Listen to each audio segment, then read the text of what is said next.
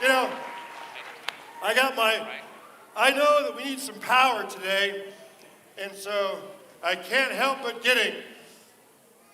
If Santa really needs to go fast, he uses a CO2 rocket sled.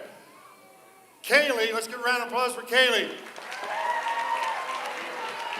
Kaylee, can you hear me? Okay, push harder. Now can you hear me? Okay, do you have insurance? Okay, good. That's good enough. Okay, you signed all the forms, right? Yes, say yes.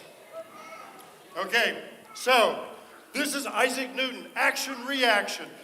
Inside of that CO2 tank is so much gas, it's trying to get out. We're gonna let it, it's pushing in all directions, up, down, back, and forth.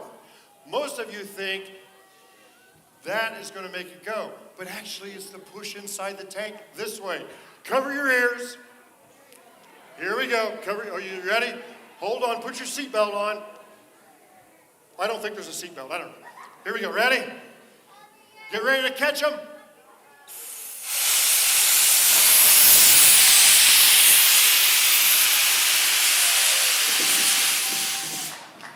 Round of applause. Let's see. Did it work? Did it work? Okay.